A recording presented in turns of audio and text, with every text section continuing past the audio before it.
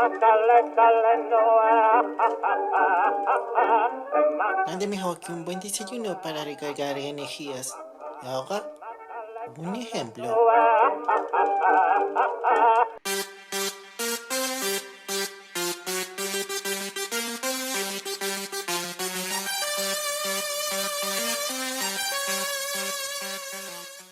Hola, ¿qué tal?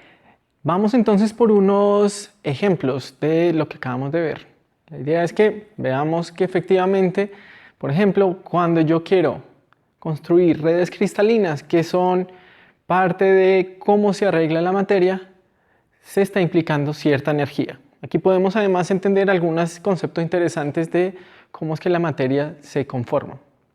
Vamos a empezar con un sistema bien sencillo y real, donde voy a considerar simplemente una celda unitaria que llaman, del lado B, es un cubo, y en cada esquina del cubo voy a poner una carga E, menos D, negativa. Y en el centro del cubo voy a poner una carga 2E, positiva. Y ahora quiero evaluar cuál es la energía de ese sistema. Entonces, para abordar este problema, lo que hacemos es recordar el principio de superposición que nos va a permitir entonces ir evaluando la energía por pares de cargas, de interacción por pares de cargas, para evaluar finalmente la energía de todo el sistema, simplemente sumando todas las contribuciones. Entonces vamos a empezar simplemente evaluando la energía de interacción entre las cargas que se encuentran en el mismo vértice. Ahora, allí lo que tengo son dos cargas del mismo valor y del mismo signo, ambas con valor menos E. Entonces tengo este factor en nuestra expresión general para la energía, que recuerdo que es K por el producto de las cargas sobre la distancia entre ellas. Y aquí utilizo el hecho que mi cubo tiene lados B. Esta es la interacción, la energía de interacción entre las cargas en el mismo vértice, que si se dan cuenta es positiva, porque precisamente a mí me ha implicado cierto trabajo traerlas, y ellas quieren finalmente, si la energía es positiva, ellas quieren finalmente alejarse, destruir el sistema, simplemente irse hasta infinito. Ahora, esto es por un par, pero en el sistema que estoy viendo allí no tengo solamente uno, tengo en realidad como tantos vértices tenga, o sea, tengo una multiplicidad de 12, ¿cierto? Los vértices del cubo. La otra contribución que voy a tomar por separado es precisamente las diagonales del cubo, ¿sí? Entonces, en este caso voy a tener también dos cargas del mismo idénticas de valor menos E, y ahora están separadas precisamente de lado a lado. Aquí simplemente pues tengo que utilizar pues, la generalización o la diagonal del cubo.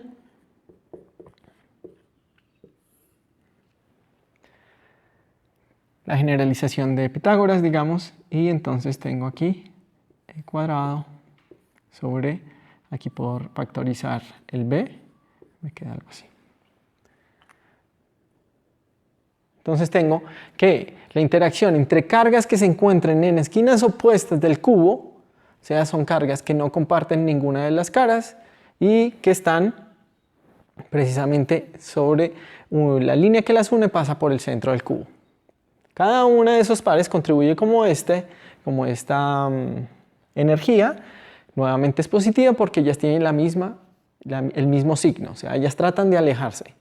Y entonces tengo aquí una multiplicidad, tengo 4 diagonales en el cubo, que no se me olvide, que a veces me equivoco. Sí, ahí se ven las 4 diagonales, tantas como, digamos, cargas hay en una cara, ¿cierto? En las esquinas. Bien, otra par de cargas que puedo identificar son las que se encuentran en una misma cara sobre la diagonal. O sea, no comparten vértices, pero están en la misma cara. Entonces, en este caso, nuevamente tienen el mismo signo, son idénticas, y ahora están separadas por la diagonal del cuadrado. O sea, acá, E cuadrado.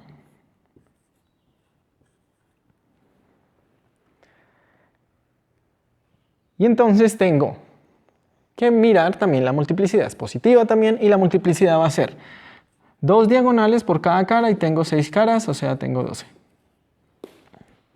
12 pares de este tipo.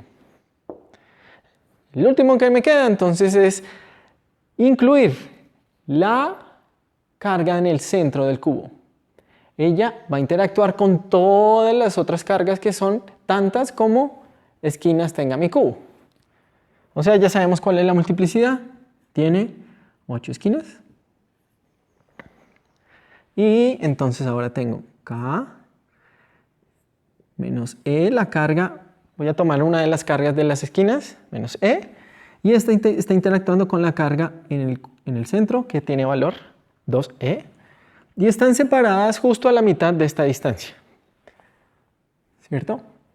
Porque esta era la distancia de extremo a extremo. Ahora pasa.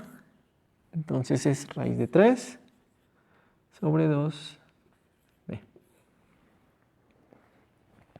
O sea que en este caso, contrario a los otros, tengo una energía negativa porque precisamente estas dos cargas, al ser de signos contrarios, tratan de colapsar.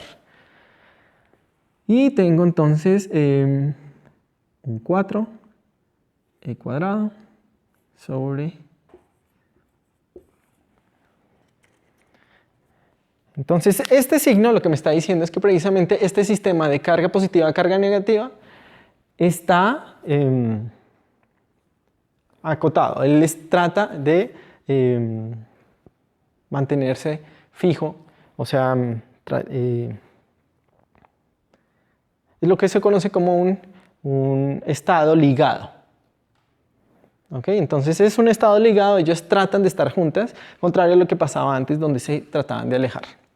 Entonces, estos son por pares individuales. Ahora, si yo quiero calcular la energía total, pues simplemente tengo que sumar, pero entonces tengo que acordarme que estos son por pares. Entonces, tengo que incluir la multiplicidad.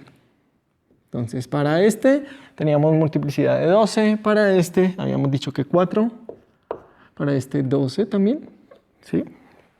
Ajá, y el último 8.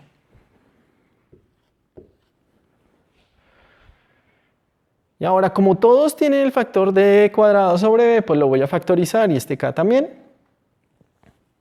Y entonces puedo escribir esto como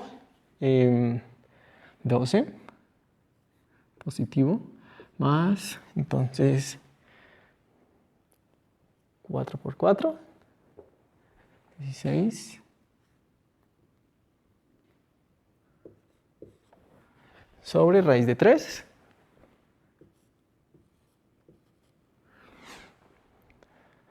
No sé por qué ya había puesto 4, qué pena. 4, simplemente la multiplicidad. Aquí entonces 12 sobre raíz de 2.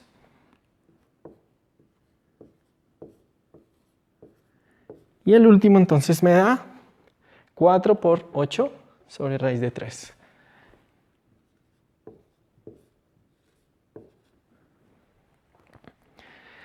Y bueno, eso es un número, lo que sea, pero entonces se puede aproximar. Aquí estoy dando un valor aproximado. Lo importante es que es positiva.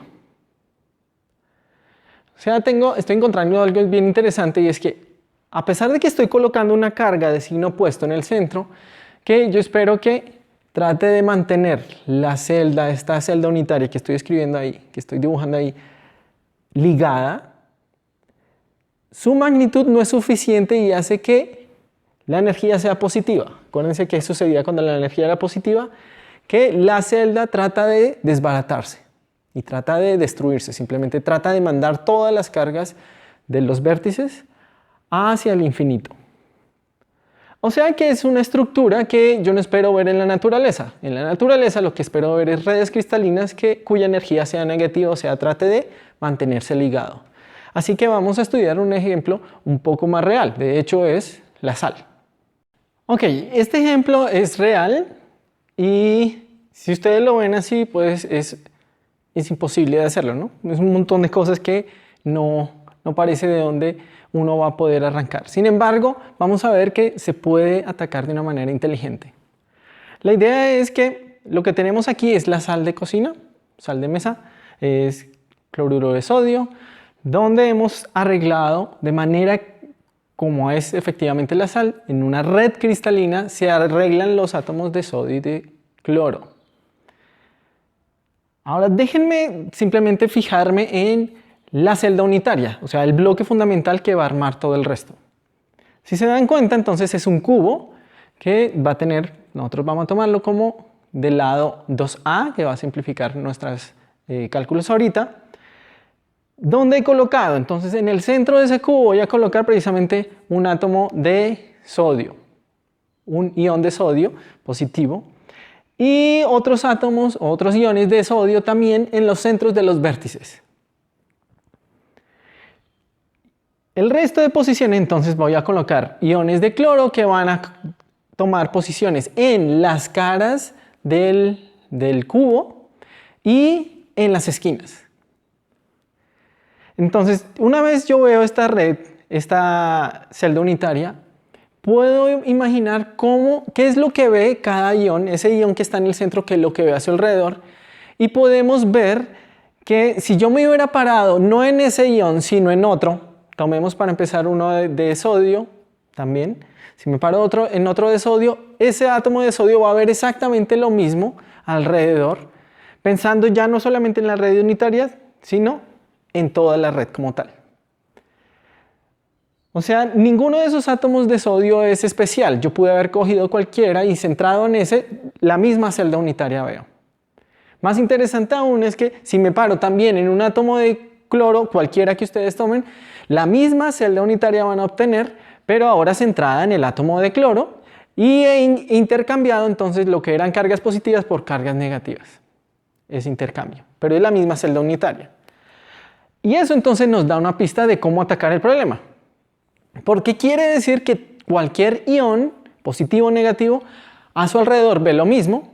Y entonces yo puedo hacer el cálculo de la energía considerando la interacción de ese ion con todo el resto y después simplemente multiplicando, utilizando superposición lineal, multiplicando por el número total de iones. Entonces esa es la técnica que vamos a utilizar.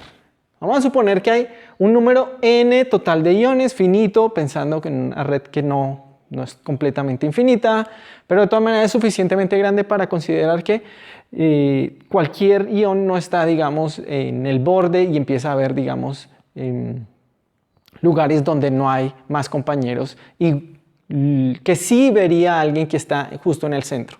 ¿Ok?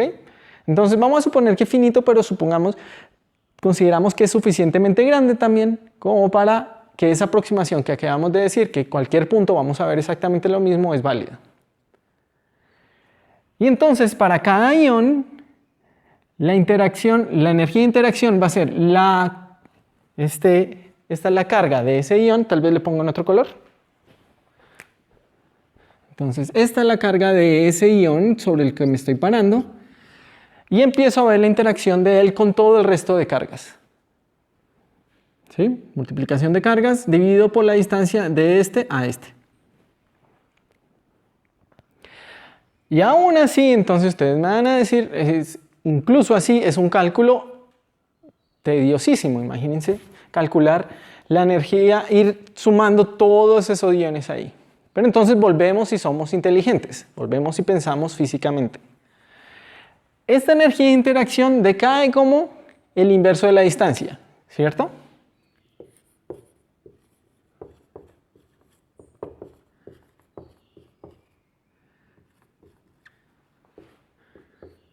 Quiere decir que cada vez que yo me voy alejando del ion central con el que yo voy a empezar a hacer el cálculo, esa contribución va a ser menos importante. Entonces vamos a hacer el cálculo a lo que se conoce como primeros vecinos.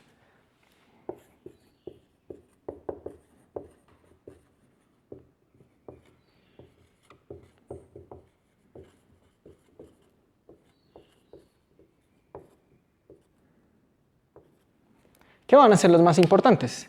Entonces pensemos en ese ion central, que en esta red que estoy tomando es el ion de sodio. Y entonces, Empecemos a calcular esa energía de ion para él. Entonces tengo el K. ¿Cuáles son los átomos que están más cerca de él? Los que están en las caras, en los centros de las caras, tienen exactamente la misma carga, pero opuesta. Entonces tengo por aquí un menos, se están atrayendo y tienen carga cada uno E.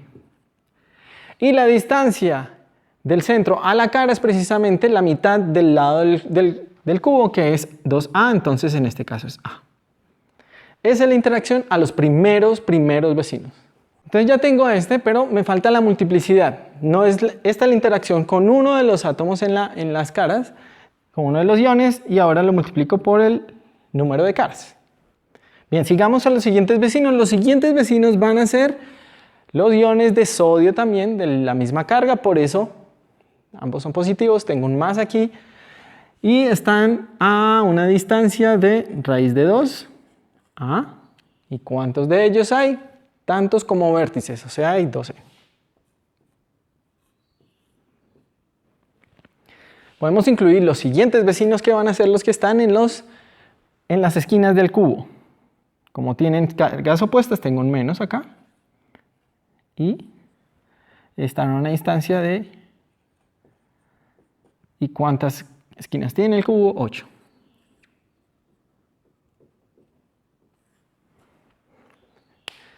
¿Qué sabemos de las que están allá? Están, pero cada vez van a ser menos importantes. Entonces nos podemos concentrar en estas.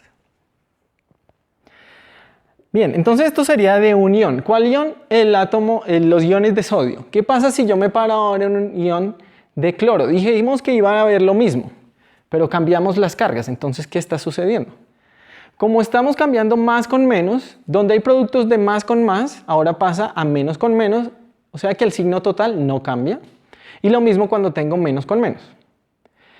Sucede que cuando tengo más con menos, como los estoy intercambiando al más con menos y el menos con más, entonces vuelve y ese resultado sigue siendo negativo. O sea que este resultado va a ser idéntico, no importa si yo me paro en los átomos o iones de sodio o en los iones de cloro. Es el mismo. Ahora voy a utilizar esto para calcular el trabajo total. Entonces dijimos, listo, como ya sé cómo contribuye cada uno, entonces voy a coger el W del ion y lo multiplico por N. Tengo N iones, pero ahí hay un error grave. Entonces, aquí en esta sumatoria, yo sumé hasta N-1. ¿Por qué? Porque no hay interacción de un ion con él mismo. Por eso ahí estoy quitando el de él. El resto los estoy considerando. Entonces, por ejemplo, imaginémonos, tengo la interacción del centro con el de la cara derecha. Ahora me paro en el de la cara derecha y empiezo a sumar.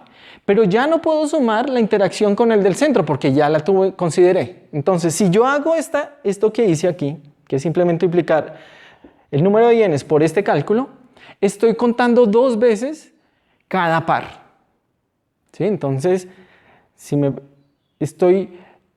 ya conté una interacción de una carga con la otra, después cuando me paro en la otra, vuelvo y cuento la de la otra con la anterior. Entonces, para evitar eso, entonces ponemos aquí un 2 para evitar esa duplicidad y tengo entonces que esto va a ser en general algo así. Entonces la sumatoria sobre J puse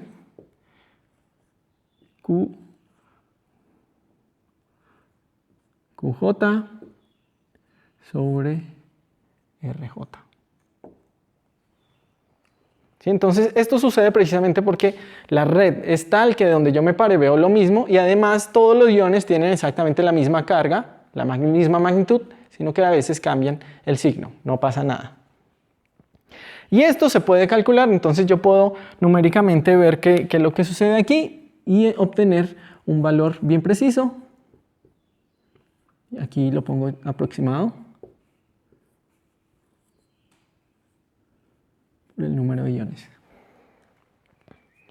Entonces, vemos de este resultado, lo que quiero que nos sentemos a pensar un momento es que el resultado es negativo.